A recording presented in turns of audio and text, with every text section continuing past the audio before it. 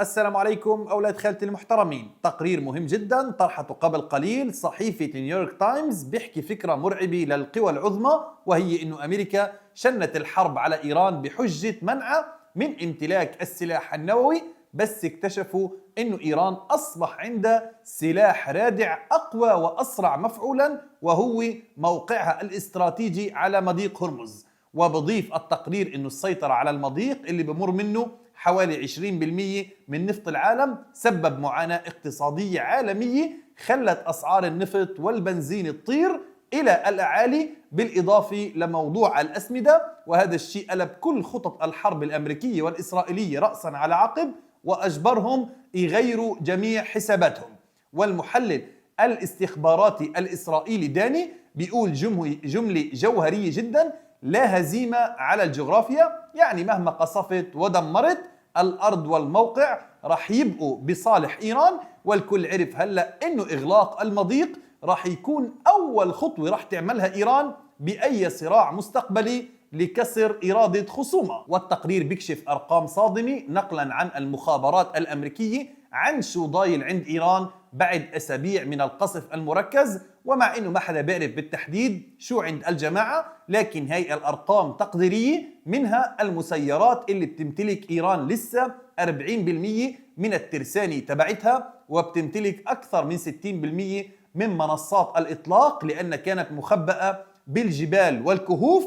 أما بالنسبة للصواريخ التقديرات بتقول إنه إيران عم بتطلع الآن صواريخها من تحت الأنقاض، وممكن توصل ل 70% من قوتها اللي كانت قبل الحرب، وهي كمية كافية جدا لعرقلة وإغلاق المضيق لسنوات قادمة. وبنقل التقرير عن ديمتري الروسي وصفه لمضيق هرمز بأنه أصبح السلاح النووي الإيراني اللي تم اختباره فعليا بهاي الحرب، وأكد أنه إمكانياته في خنق الاقتصاد العالمي لا تنضب أبدا.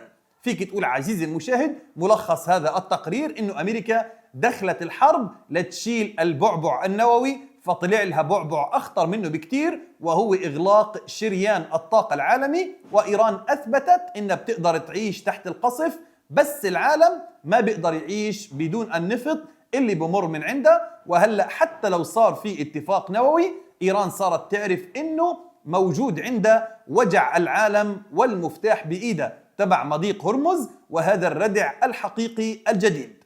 بس القصة عزيزي المشاهد ما بتوقف هون، لأنه صحيفة التلغراف البريطانية بتدخل على الخط وبتنقل عن فيليب هاموند، وهو وزير الخارجية البريطاني السابق، اللي حكى كلام بغاية الأهمية. والأهمية من كلامه يعني بتيجي من كونه كان واحد من المهندسين الأساسيين اللي فاوضوا ووقعوا على الاتفاق النووي الأصلي مع إيران بالعام 2015 أيام أوباما. يعني الرجل بيعرف خفايا الإيرانيين وطريقة تفاوضهم بالتفصيل.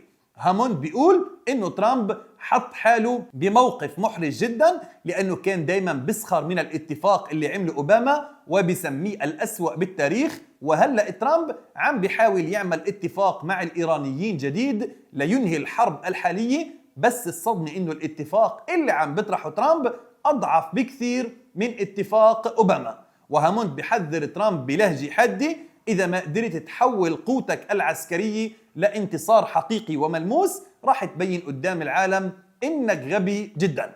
والملفت إنه هاموند استخدم منطق ضد ترامب كان ترامب نفسه يستخدمه ضد بوتين، وبيقول إنه روسيا، لما كان ترامب يعني يقول إنه روسيا مش قوة عظمى لأن ما بتقدر تخلص على أوكرانيا خلال 6 أيام، هاموند بيقول له طيب الآن طبق نفس المنطق على أمريكا، أقوى جيش بالعالم مش قادر يوقف إيران اللي هي دولة متوسطة ومحاصرة تقريبا من 40 سنة، والآن الإيرانيين عم بذلوا واشنطن وعم بيسيطروا على مضيق هرمز، رغم إنه أمريكا وإسرائيل نفذوا أكثر من 17,000 ضربة جوية وما قدروا حتى يوقفوها، فكيف بدهم يدمروها؟ هاموند بذكر أيضا بالاتفاق الضعيف المعروض الآن على الإيرانيين حسب تسريبات موقع إكسيوس، ومنها تحرير 20 مليار دولار من أموال إيران المجمدة مقابل تعليق مؤقت لا تخصيب اليورانيوم وتخفيف مخزونها الحالي اللي مكون من 450 كيلوغرام. وهاموند بأكد إنه هاي الشروط أسوأ بكثير من اتفاق 2015، لأنه إيران اليوم صارت أقوى بكثير على طاولة المفاوضات، فهي يعني قادرة تقفل مضيق هرمز بكل سهولة، وقدرت تنجو من حملة قصف جنونية، وأثبتت أنه نظامها عبارة عن نظام منهجي وغير فوضوي، بعكس ترامب اللي وصفه هاموند أنه بيشتغل على البركة وبدون أي خطط مدروسة. وبيختم كلامه أنه صحيح الإدارة الأمريكية نفت هاي الشروط، وبتقول أنه بدها يعني اتفاق غير محدود، وما يكون في عند الإيرانيين أبدا تخصيب، وأنه ما راح تدفع فلوس للإيرانيين. وهدد ترامب أنه يرجع يشعل الحرب، بس الخبراء عم بيقولوا أنه إدارة ترامب بلشت تستوعب فعليا أنه ما في حل عسكري دائم، وأنه ضيعوا سنين طويلة من الدبلوماسية والحرب الكبيرة ليرجعوا هلأ يناقشوا نفس النقاط اللي كانت مطروحة بالعام 2015، يعني تيتي تيتي مثل ما رحت مثل ما جيتي.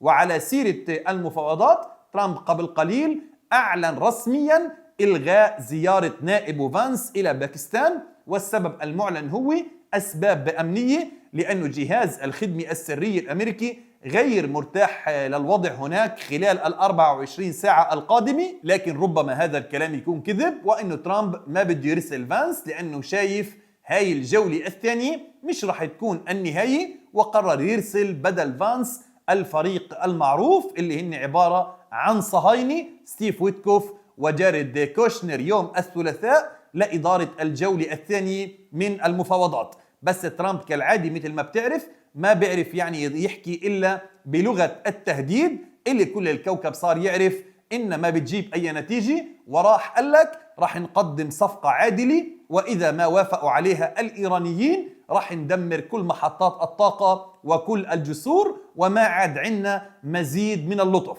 تخيل معي عزيزي المشاهد، ترامب الكندرائي اللي عمل جيشه 17,000 غارة بيحكي عن اللطف، قمة المسخرة. وتعليقا على هذا التهديد الفنكوشي، طلع البروفيسور روبرت بيب، وهو خبير استراتيجي وبروفيسور بالعلوم السياسية بجامعة شيكاغو، وقال بالحرف قبل 15 دقيقة هدد ترامب بتدمير كل محطات الكهرباء والجسور بإيران إذا ما قبلوا شروطه، وهي ثالث مرة بكرر فيها هذا التهديد. ومن الواضح إنه هذا الكلام راح يأسي راس الحرس ويخليهم يتمسكوا بموقفهم أكثر. إحنا هلأ عم بنشوف فخ التصعيد عم بصير قدام عيوننا. بس المفاجأة عزيزي المشاهد كانت بالرد الإيراني وعبر وكالة تسنيم اللي هي تقريبا مقربة جدا من الحرس، وهي إنه إيران مش رح ترسل أي وفد للتفاوض إلى باكستان طالما الحصار البحري اللي فرضه الأمريكان مستمر. وكمان الإيرانيين بيقولوا إنه الجولة الأولى من المفاوضات انتهت بدون أي نتائج بسبب المطالب المبالغ فيها من قبل الأمريكيين والنزعة الطموحة اللي عندهم. ومش بس هيك، بل في مصدر ثاني صرح لموقع العربي الجديد قبل قليل بيقول إنه المطالب الأمريكية المتطرفة بتخلي الإيرانيين يحسوا إنه كل هاي المفاوضات عبارة عن مجرد مسرحية بين ترامب وبنيامين نتنياهو عشان يكسبوا الوقت ويعيدوا ترتيب القوة العسكرية بالميدان لمواصلة الحرب. لكن من وجهة نظري عزيزي المشاهد، أعتقد الإيرانيين رح يرسلوا وفد مفاوضات يوم الثلاثاء إلى باكستان، لأنه بالنهاية يعني إيران بدها مصلحتها وبدها تخلص من وجع الراس هذا. بس انتبه، هذا لا يعني إنه رح يروحوا مكسورين أو يتنازلوا للدرجة اللي ترامب حاططها براسه. الإيرانيين رح يفوتوا على طاولة المفاوضات وهن عارفين إنه معاهم مفتاح بيوجع كل العالم ولساته بإيدهم، وإنه أساسا ترامب هو اللي محشور بالوقت ومستعجل يعمل هذا الاتفاق عكس الإيرانيين. بس هيك، والسلام عليكم ورحمة الله تعالى وبركاته.